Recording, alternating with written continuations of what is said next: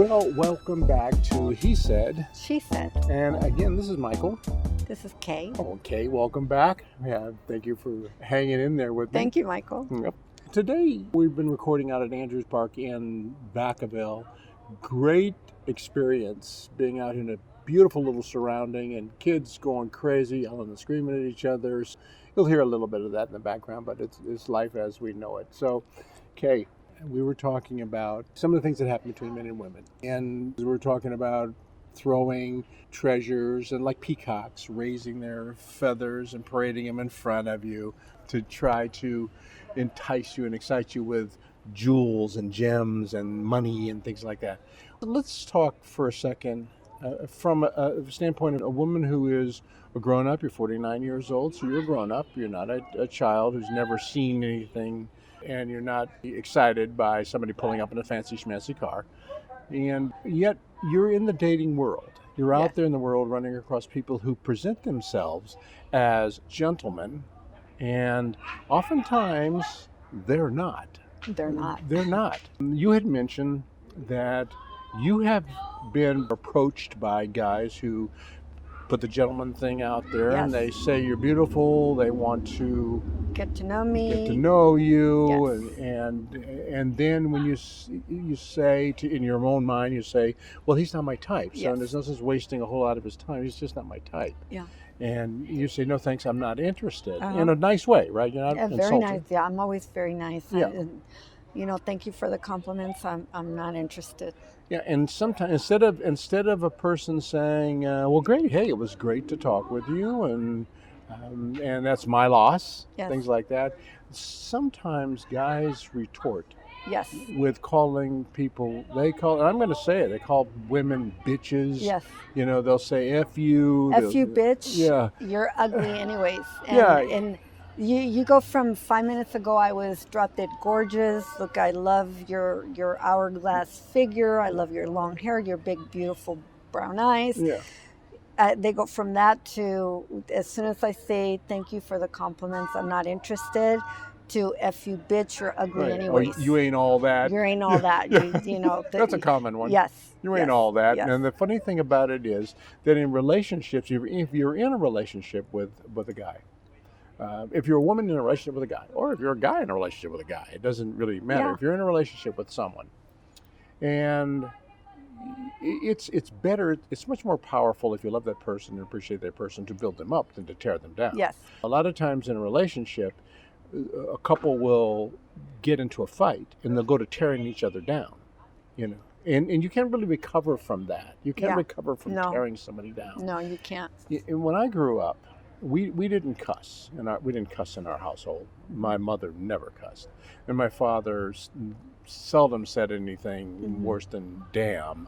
So I learned that cussing is just not part of our language. Yeah. And when two people get into a fight and they start throwing the MF this and the C word. I never, ever called them names because I knew that the minute I called them even an idiot or you're stupid. Yes, right. No, I would never, because that would tear him apart, and I couldn't recover from that. And I knew that if I wanted to keep the respect of my husband, then I would not call him any names. Right. Never cussing at each other. If I'm wrong, I'm always going to apologize. And I know that when he's wrong, he apologizes. And that's the way that a relationship should be. A mature relationship for sure. Yes. And I think that when you're young, you can't be expected to do that. Yeah. Kids are kids, and they haven't grown up yet. And you may be 25, 30 years old before you're old enough to realize that it is demeaning to put down someone you care about. Because if you care about them, you build them up, don't tear them down. If you're not bred that way and you're sent out into the world to be that person, you have to learn to be that person. Yes. That's a real challenge. Yeah. And usually it comes later in life. In some cases, it doesn't come at all. Yeah. Because there's never a teacher. There are some single parent families that the children never had a dad in the house. Mm-hmm. And they grow up just fine. Mm-hmm. But a lot of times, if you have a single parent household and it's just the mom, moms and dads are different. Men and women are different. We teach things to each other differently. You need a good man to teach a good lesson, not just a man. Yes. You know, so just having a dad in the house doesn't make it. Just having a mom in the house doesn't make it. It needs to be a good mom and a good dad. Yeah, absolutely. Yeah, and it's tough to come by because we don't breed good moms and good dads. Yeah. Generally, we hope that they become good moms and good dads. In the whole he said she said realm, one of the things that we're trying to be able to bring out in these little chats is what different women's perspectives are on similar subjects. Yeah. So when you say, I'm 49 years old, I'm not a child anymore, I've been through this, I've been through good, I've been through bad, I know what bad looks like, I know what good looks like, I like good. And you say, those are my standards. And then you say, I have a type that I pursue. And how does that work? How's that working for you? Have you found your type? And I do find a lot of men that are my type. The thing about it is that sometimes once they open their mouth, oh no. it's like men usually say that, men usually say, well, she's too immature, we have nothing in common, or once she opens her mouth, she's a bimbo. My problem is the same. It's like the guy, it's drop dead gorgeous, or the man, because I like older men, but I get pursued by guys in their 20s, of course, and 30s. Yeah. Of course, because like I said, you look like you're in your, I said 19, but yeah. Okay, I was just joking, 23. Yeah. And you're not lying. I was at an appointment the other day, and the receptionist was the first time I've been in the office before, but it was the new receptionist, and I walked in, and she said, hello, how are you? And she was taking some information down about me. And so when she said, what's your height, your weight, what's your date of birth? And when I said my date of birth, she said, no, you're not. She said, no, you're not. And then I said, yes, I am. I said, my son's 31 years old. I have a 31-year-old. My daughter's going to be 20. She, looks exactly like me, but she's light skinned with green eyes. I thought she was joking when she said, you look like you're 21. I really thought, I thought she was joking. Oh, that's cute. And I said, you're pulling my leg. I said, that's nice of you. She goes, no, really.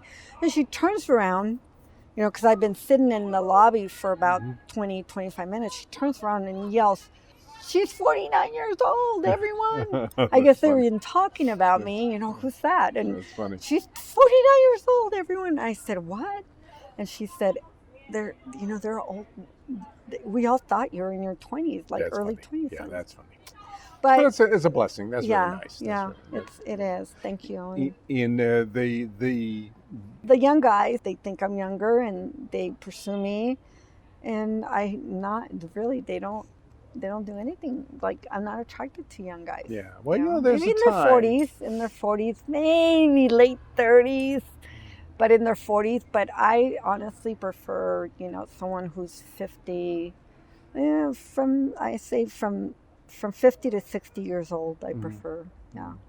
It's kind of funny because the same thing that goes on with women goes on with men, and the aging process and getting through it and accepting age and things like that.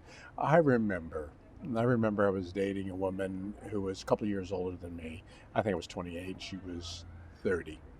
And we went to a nightclub. I took her out to a club, and they asked me for ID. I was 28, almost 30 years old. They asked me for ID, but they didn't ask her. And I leaned over and I said, dude, you got to ask her for ID too. I don't look old enough, but she does. That's cold. And he goes, oh yeah, good point. So really, he should have asked us both. Yeah. I mean, that's just, you shouldn't assume that she is old enough, but he isn't. Yeah. And that was funny. And I have friends who are, we've been friends for 30, 40, 50 years.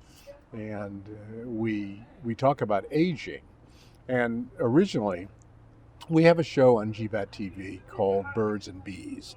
And that was originally a show about relationships. And it was founded and created to discuss on TV issues that mostly affect older people. Mm-hmm. And because it was founded and created by those of us who are older, who are talking about the issues that we have as we're older. So when I remember when I was able to go out with women who were 10, 15, 20 years younger, and they all thought I was about the same age as them.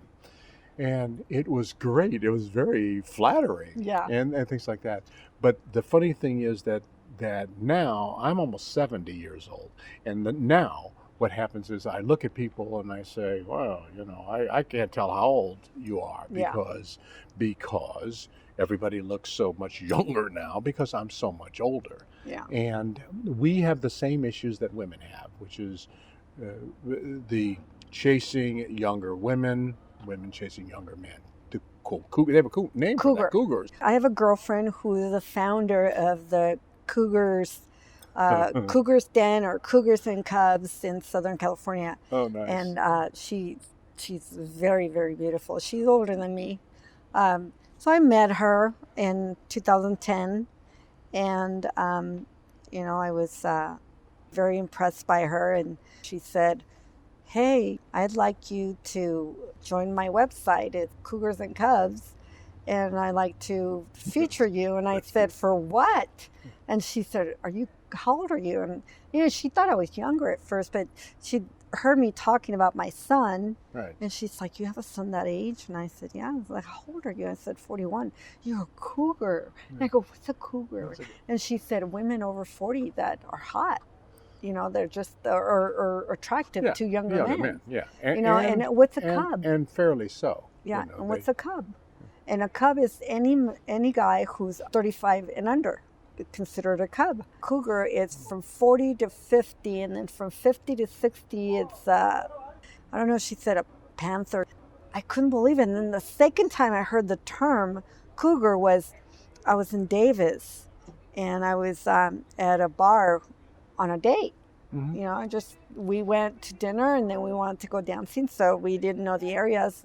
We just walked into a bar, and it's college. I know that UC Davis it's there, and this college guy comes up to me, and he says, I wish my girlfriend looked as hot as you. You're just you're a cougar. And I was just like, what? And he walked away before I could say anything. They always talk about how the women over 40 are experienced. They're not rookies. When I turned 40, I couldn't believe what happened to me. I was just, yeah. In a negative way? No, in a good way. Oh, I was going to say, yeah. Because that is... I just didn't know. You hit your stride. Oh, God. I was climbing the walls, and I asked my doctor, what's wrong with me?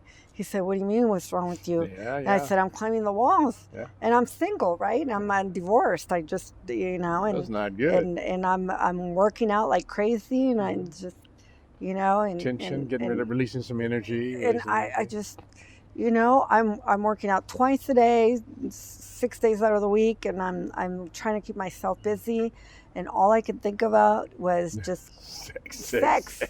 And my doctor laughed. He laughed at me. He goes, because he's been my doctor for 20 years, and he laughed at me. He says, "Oh boy," he goes, "You're in your teenage years again." Yeah. And I didn't get it. I didn't understand it. Honestly, while I was married, I was so, I was very housewife, going to church, going to work, very reserved, very quiet.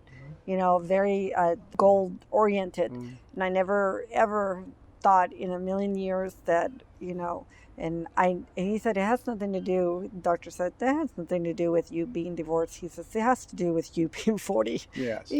Well, and that's going to be our kind of our transition close, because we're going to, like we said, we're going to have conversations a little later this week with women who are over 50, and they have gone from that hot, saucy, fiery, spicy 40s, because that's women really reach their strides when they're and at that age. And I hate to tell guys this, but if you really want fiery, passionate relationship, women who get into their 40s, they are passionate and fiery. Do not tell a 40-year woman that you're a stallion in bed, that you've got a lot of stamina, that you can go for hours, because The minute that you don't, she will dump you like a Yeah, hot potato. right. Do not do that. Do Yeah. not talk nonsense. Brag and boast and Do talk not nonsense. brag about something that is not true. Yeah. Okay, because she'll drop you like a hot Yeah. Potato. Yep. Don't lie. Yeah, because women have needs, and Yeah. and as we go into the 50s and 60s, menopause and the like, Yeah. oftentimes they lose those needs. So that's what we're Yeah. going to talk about a little bit in a couple of our next podcasts, is that transition and what gets lost, how you get it back, the impact that it has on relationships. So I want to thank you for joining us on He Said. She said. All right. Again, I'm Michael. And I'm Kay. Okay, thank you for being with us. Thank you.